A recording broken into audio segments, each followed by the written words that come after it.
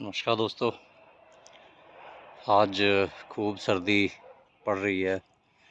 जलंधर में तो temperature 4 degree तक चला गया है मिनिमम जो है। तो आने वाले दिनों में भी इतना ही रहेगा, शायद इससे भी कम हो। तो यहाँ तो हमारी कॉलोनी में पूरा जंगल है। यहाँ तो मेरे ख्याल से 1-2 डिग्री होना चाहिए, इतना करीब होगा शायद। तो हम जैसे बातचीत कर रहे थे जैविंग फेंसिंग की। तो पीएयू में भी जो इंटीग्रेटेड फार्मिंग का मॉडल है, उसमें जैविक फेंस का एक बहुत बढ़िया मॉडल बनाया हुआ है। तो आप पीएयू के यूट्यूब चैनल पे आप देख सकते हैं। मैं उसका लिंक भी डिस्क्रिप्शन में डाल दूँगा। तो उसमें इन्होंने दो मेनली इसमें रखे हैं, एक तो गलगल और एक करौंदा।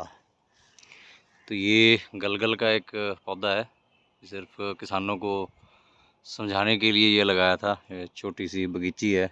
तो गलगल ने काफ़ी जगह घेर ली है, जितने में हमारी मूली, शलगम, जब पालक, मेथी हो सकती थी, तो किला गलगल ये सब कुछ एरिया इसके अंडर में ही आ गया है।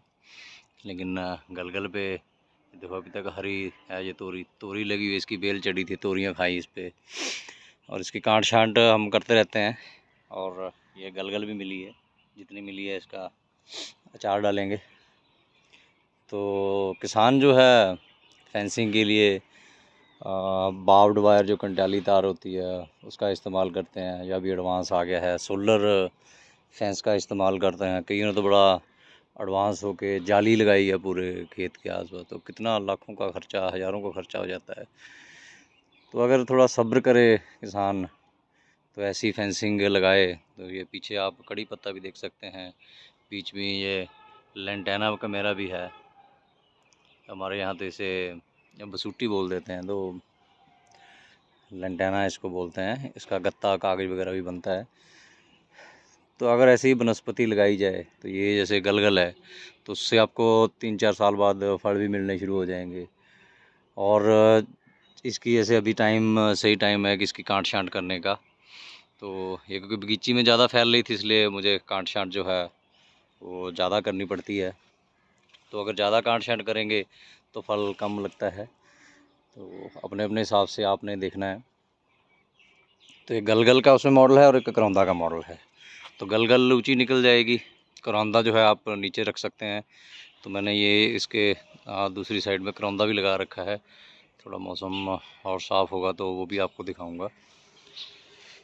तो ऐसे जो है ये फेंस जो है आपकी, जो बाज़ार वाली फेंस है, मार्केट वाली फेंस है, हाईटेक फेंस है, साइंटिफिक फेंस है, सुपर साइंटिफिक फेंस है, हमारी तरक्की वाली फेंस है, सोलर है। सोलर से आगे पता नहीं कोई एआई वाली फेंस भी आ जाएगी, क्या पता साइंटिस्ट क्या क्या कर डालेंगे। तो अगर जैविक फेंस लगाओगे तो उससे आपकी 2-3 साल में फेंस बन जाएगी। और आपको जो है वो कमाई भी शुरू हो जाएगी। तो इसमें जैसे ये ऊपर से तो कह रहा है कि किसान बताते हैं जो रोज होते हैं या नील गाय होती है, तो वो बहुत ऊंचा जंप लगा लेते हैं। तो ये करीबन 8-9 फीट ऊंचा तो हो चुका है।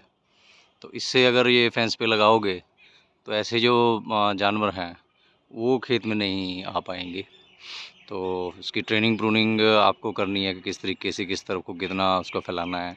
पड़ोसी का जो खेत है वो लगा है, उससे 4-5 फीट अंदर आप लगाइए इसके। तो मेरे पास तो काफ़ी जगह थी, लेकिन फिर भी जैसे ये माल्टा का पौधा है, ये मैंने फेंस से 2-3 फीट अंदर लगाया है।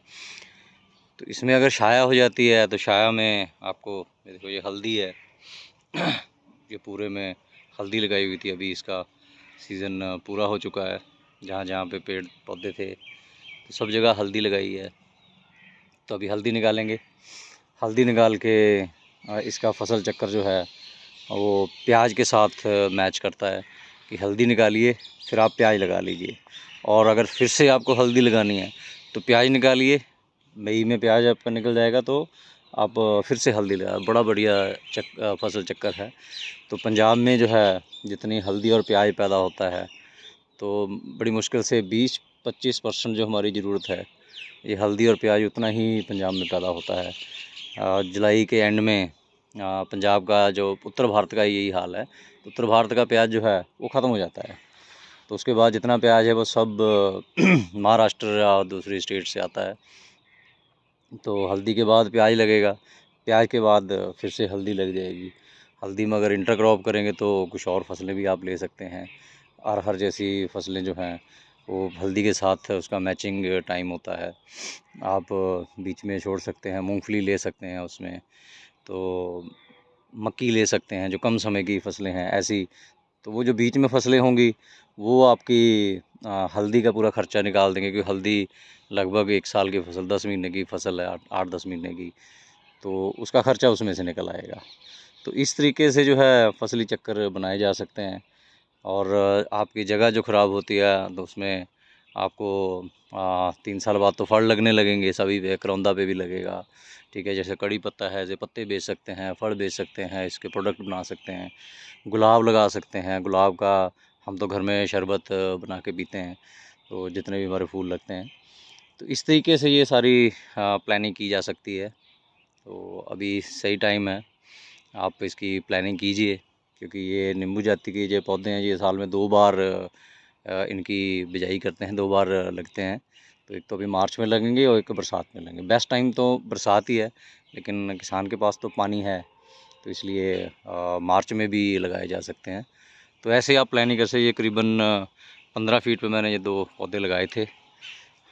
एक माल्टा का है और ये गलगल का है। तो ये भी धीरे धीरे फल देने लगेंगे। अभी बाग में तो, बगीची में तो कुछ खास हुआ नहीं है। मैंने सब जगह आलू लगा दिए थे, क्योंकि यहाँ ये सागवान के पेड़ लगे हुए थे, तो उनकी पूरी शौर थी, यहाँ पे छाया थी, शेड थी, तो मूलियाँ भी अच्छे से नहीं हुई, साग भी अच्छे से नहीं हुआ। तो इसलिए सब जगह आलू लगा दिया कि चलो कुछ ना कुछ तो निकलेगा। तो इसके बाद अभी प्याज लगाएंगे और 1 महीने बाद जो है गर्मियों वो लगाना शुरू कर देंगे। तो ये शहतूत का पेड़ है जो छुट्टी वाला होता है, तो इसको भी काट छांट करते रहते हैं। तो इसके ऊपर ये कद्दू की बेल चढ़ी हुई है, अभी भी हरी है, तोरी की बेल हरी है, मुझे लग रहा है इस बार ये लगानी ही नहीं पड़ेगी। तो इस तरीके से आप प्लानिंग कर सकते हैं।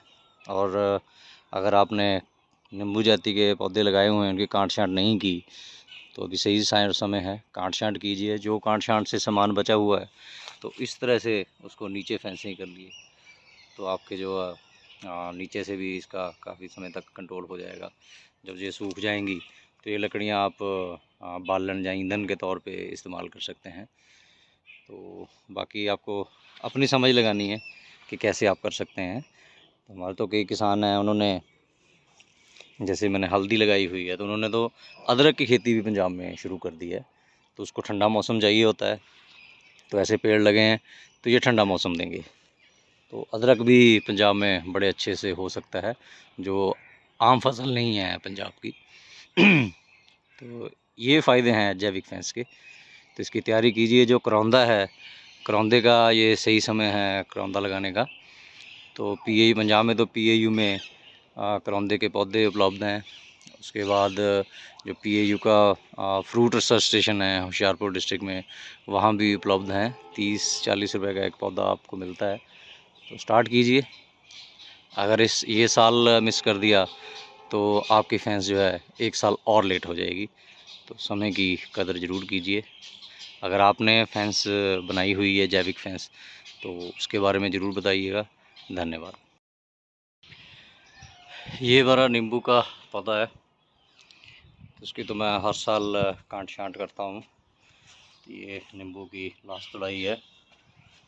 पिछले 1-1.5 महीने से हम नींबू का अचार खा रहे हैं, रिश्तेदारों को भी दिए हैं।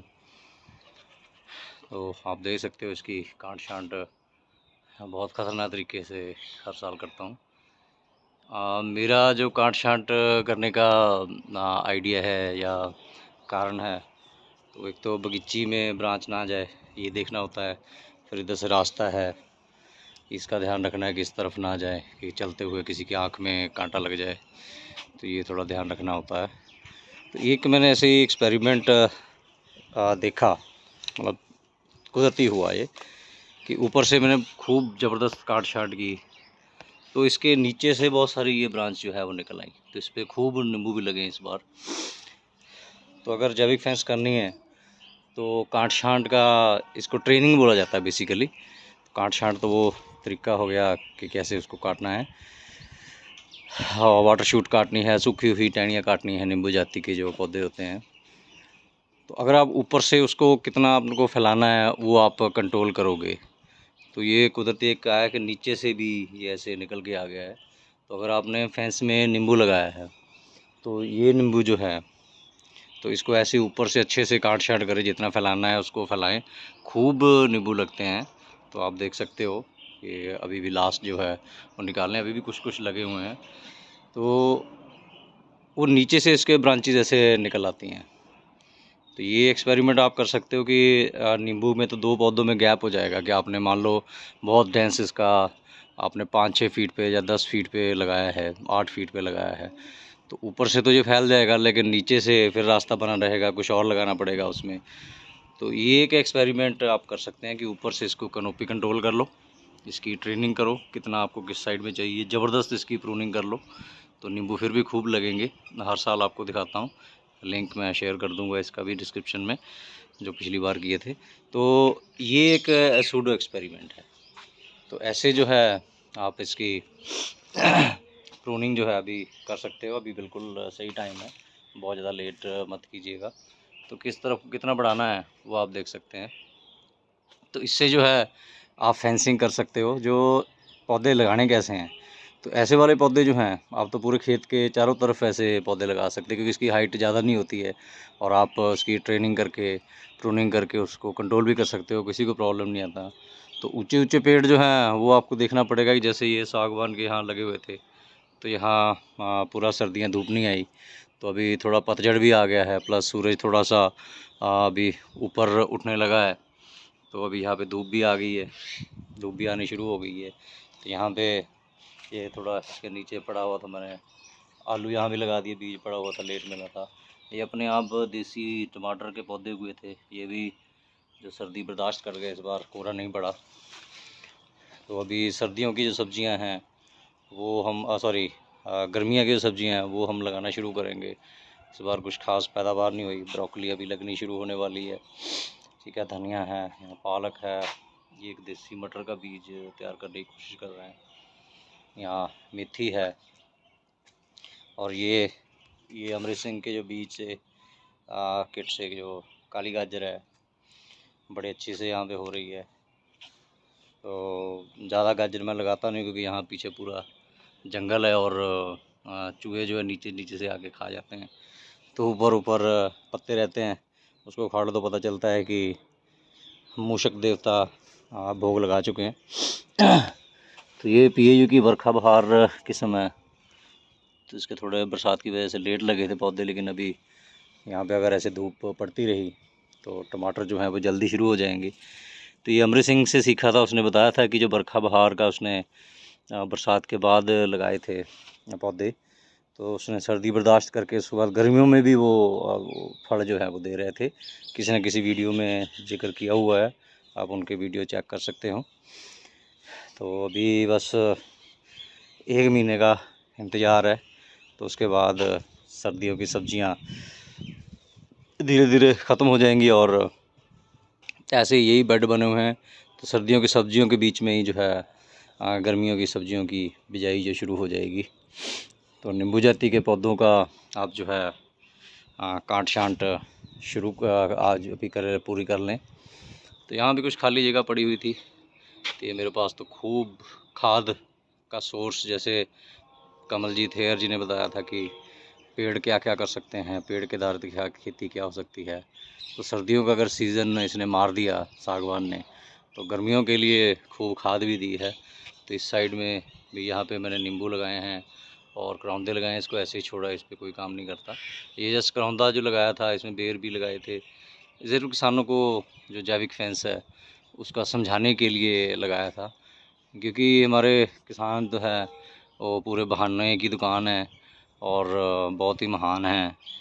तो उनको ये लगता रहता है कि यार को करके दिखाओ, मेरे खेत में करके दिखाओ, छोटी सी बगीची में क्या कर लोगे। तो भाई कि जिसको समझ में आता है वो कर ले। पौधा तो पौधा होता है, चाहे बगीची में लगा हो, चाहे बड़े खेत में लगा हो, चाहे इंडिया के फार्म में लगा हो, 2 एकड़ वाले, चाहे अमेरिका के 10,000 एकड़ वाले फार्म में लगाओ। तो वही जो महाभारत की कहानी आपको बताई थी कि आपको भीम की तरह पेड़ देखना है या अर्जुन की तरह चिड़िया की आँख देखनी है, नज़रिया जो होता है वही नज़र आता है। तो कीजिए जी, आप भी एक्सपेरिमेंट कीजिए। धन्यवाद।